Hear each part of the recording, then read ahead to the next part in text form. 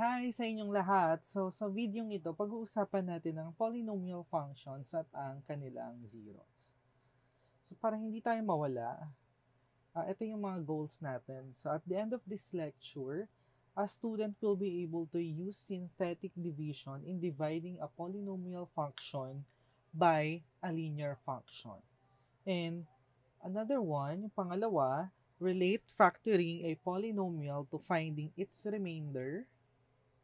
And yung pangatlo, find the complex zeros of a polynomial function. Although yung goal na, yung number 3, nasa kalahati nung susunod nating video. So, gaya ng dati, magsisimula tayo by unlocking some terms. So, magsisimula tayo with a definition. So, what is a polynomial?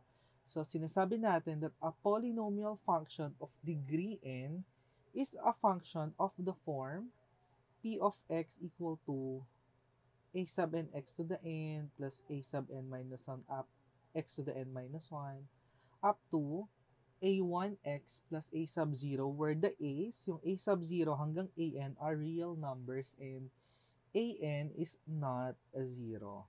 Yung n mo is a natural number or pwedeng 0. Okay, and yung a sub n is the leading coefficient of p, yun lang yung tawag natin. And a naught is the constant coefficient of p. So, ito lang yung mga observations natin. So, n mo can be 0 or a natural number. So, if n is 0, ano kaya mangyayari? So, if n is 0, our p of x becomes what? A of 0 lang siya. Or a sub, yun yung a sub n mo. And this a sub n is not 0.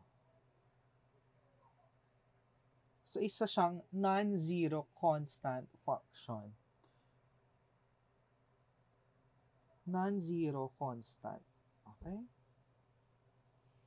At ang sabi natin, ang degree daw nun ay n. So, ibig sabihin, ang degree ng isang non-zero constant is 0. And the degree of p, ganito ko na lang sinusulat, deg p for the degree of p is 0. If n is equal to 1, makukuha natin that p of x is a sub 1 x plus a sub 0. Where a sub 1 is not 0. Okay, so dito sa nauna pala, palitan na natin to ng 0. Okay, so a sub 1 is not 0. So, ibig sabihin, yung mga degree 1 polynomials are linear functions lang. So, if n is equal to 2, our px is a2 x squared plus a cubed, a1x plus a sub 0, where a sub 2 is not 0. So, ang sinasabi nito, ang degree 2 polynomials ay mga quadratic functions. Okay? Yung mga non-zero constants, sila yung mga degree 0 na polynomial. Tapos yung degree 1 polynomials, linear function, degree 2 polynomials, quadratic functions, so on and so forth. At ito yung examples ng mga polynomials. So, we have a degree 1 polynomial, which is linear. At ito, ang degree niya is 3, which is a cubic polynomial. And this polynomial has degree 7. Pag in-expand mo, yung expression na ito, you will get a polynomial of degree 7. And for number 4, this is not a polynomial function because bakit nga ba? Kasi itong 1 over x squared is x raised to negative 2. Bawal mag-negative ang exponent ng a variable sa polynomials nung x. Kasi sabi natin, dapat magsisimula ka sa n hanggang x raised to 0 lang. Okay? So, ito, papalya siya dyan. Or dito rin, papalya rin siya dito kasi This is x raised to 1/2. May exponent ka na fraction. I mean na tawag dito na hindi natural number at hindi rin zero. Okay, wag na tayo masyadong mag-dwell dyan dahil hindi naman yun yung goal natin for this lecture. And balikan natin tong division algorithm. So malamang na-encounter nyo na to before. Explain natin later ng mas light, but let us read the definition or the theorem first, the division algorithm. So if you have a polynomial p of x and a real number r, then there exists a unique polynomial q of x whose degree is less than that of p of x, and a unique real number r, capital R, such that p of x is equal to x minus r times q of x plus capital R. Para mas intuitive, isipin nyo that the remainder when p of x is divided by x minus r is r and the quotient is q of x. Okay? So, or pwede nyo isipin na ganon. Pag dinivide nyo si p of x by x minus r, the quotient is q of x and the remainder is the constant r. Let us illustrate the division algorithm using this example. So, sabi niya, use long division to find this quotient. So, paano ba yung long division? Susulat yung dinidivide. And then you write this x minus 2. Usog natin na onte. Ayan. So, leading divided by leading lang lagi, diba? So, 2x squared. And then you multiply this one by the divisor. You get 2x cubed minus 4x squared. Tapos, subtract. So, magka-cancel ito. And this part, lalabas ay 3x squared. 3x squared divided by this is plus 3x. And then multiply this by the divisor. Makuha natin 3x squared minus 6x. Bring down lang natin ito. Tapos subtract natin again. So, ito cancel. This part is 7x minus 1. 7x divided by x is 7. 7 times this is 7x minus 14. And then, subtract again, 13. And then, when to stop? You will stop if the polynomial here has degree less than the degree of the polynomial of the divisor. So, the degree of this is 0. The degree of your divisor is 1. So, stop na tayo. So, nasaan dyan ang q? Yung q, or the quotient, ito yon 2x squared plus 3x plus 7. Ang capital R natin is 13. Pero sabi ng division algorithm, you can write p of x. Direct ako na ha, kasi may kopya naman tayo. So, our p of x is 2x cubed minus x squared plus x minus 1 equal to x minus r, which is x minus 2, times the quotient plus the remainder. Pero ang pinapahanap niya sa'yo, yung may divided by x minus 2. So, you can divide both sides by x minus 2. So, ang lalabas, 2x cubed minus x squared plus x minus 1 over x minus 2 equal to, sa part dito, magka-cancel yon.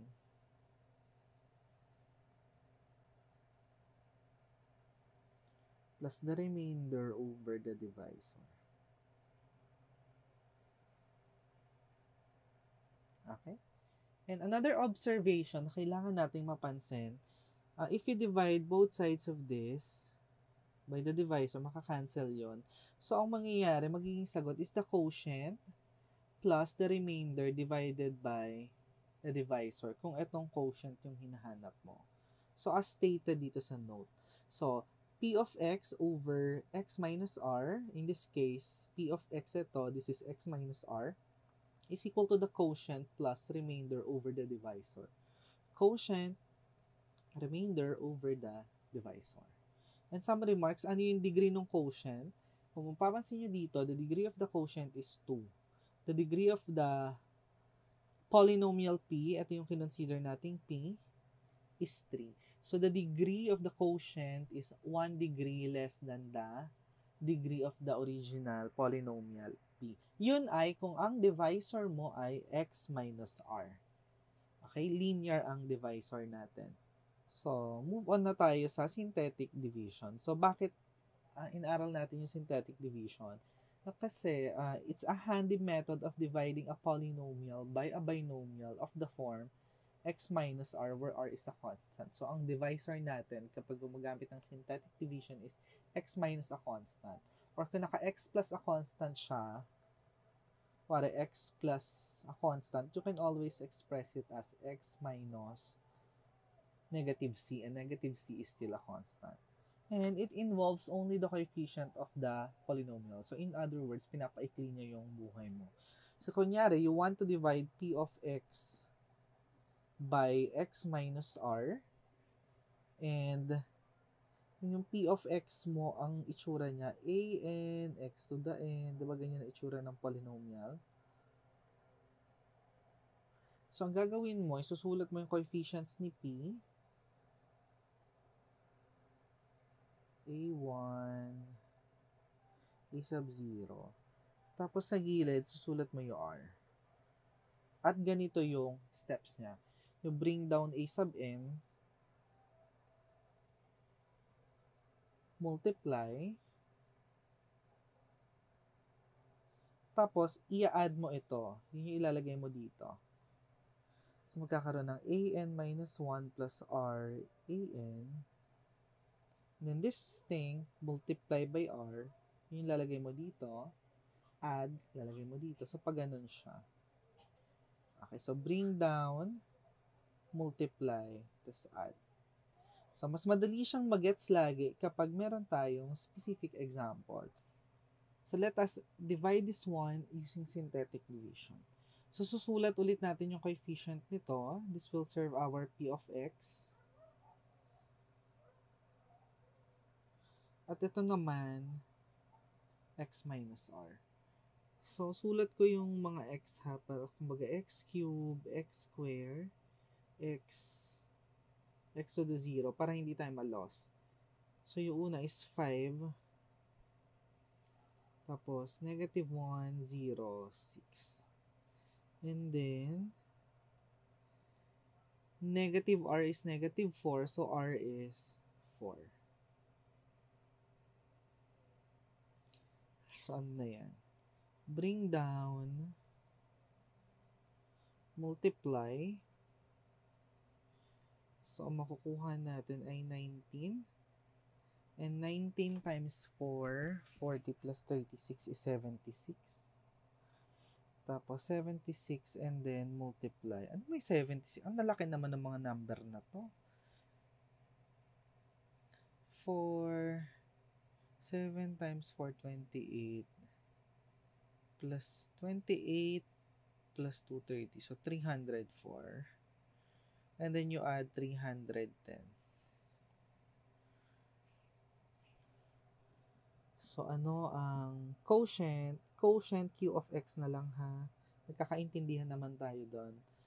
So, ang degree is 2 kasi original 3. So, we get 5x squared plus 19x plus 76.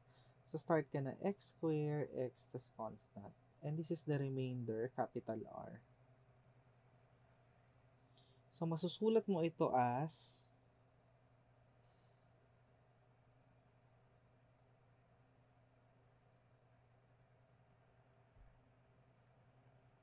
quotient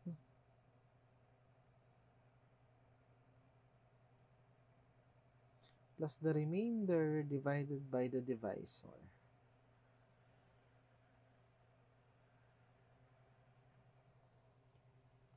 Okay, so next problem naman, use synthetic division to find the quotient and the remainder when this one is divided by 2x plus 3. As you can observe, ang form nito ay hindi x minus r kasi ang coefficient ni x is 2. So, ganito yung ginagawa ko dyan. Nagpa-factor out ako ng coefficient ni x. So, sinusulat ko muna yung dividend, yung p. Can we let this one to be p? Para hindi ko pa ulit-ulit. So, yung p of x, ang gusto mo mahanap, ayan. So, pag nahanap mo yan, mahanap mo yung information dun sa quotient and sa remainder.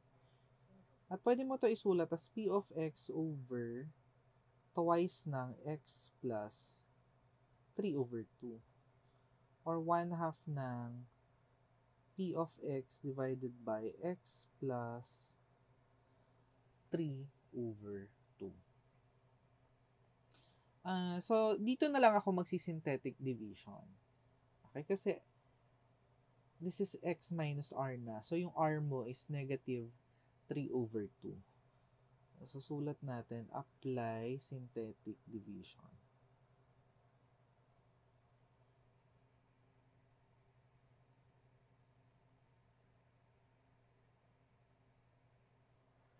Okay, so gawin natin yung anong coefficients ni P.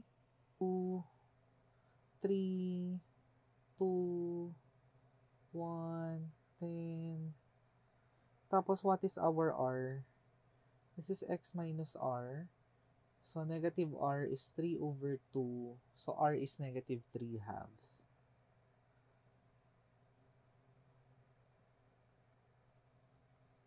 Okay, so gawin na natin ito. So, bring down. Pipink ko na lang ha. Multiply, we get negative 3.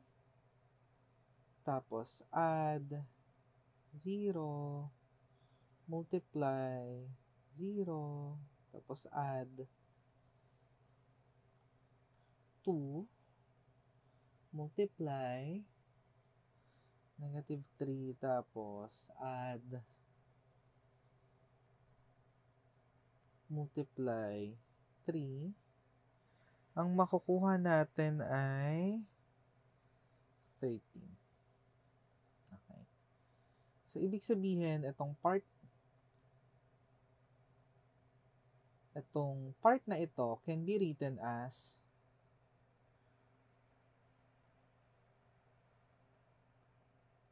is equal to the quotient. Ano yung quotient? Saan ka magsisimula? Sa cube, kasi yung p mo ay x to the fourth, 1 degree lower. So, 2x cube plus 0x square plus 2x minus 2. At ito is the remainder. So, plus, ano na yan? Plus 13 divided by x plus 3 over 2. Okay, tapos, ito, papalitan natin by this one. So, 1/2 ng, kopyahin ko na lang to ha, copy-paste na lang, para I don't have to write everything again. Ayan, bilis, diba? So, didistribute ko lang to. So, anong lalabas? X cube plus x minus 2 plus 13 over multiply by 2 ito. So, 2x plus 3. So, yung quotient na hinahanap natin is x cube plus x minus 2 and the remainder is 13. So, the quotient is x cubed plus x minus 2, and the remainder is 13 when this polynomial is divided by 2x plus 3. Proceed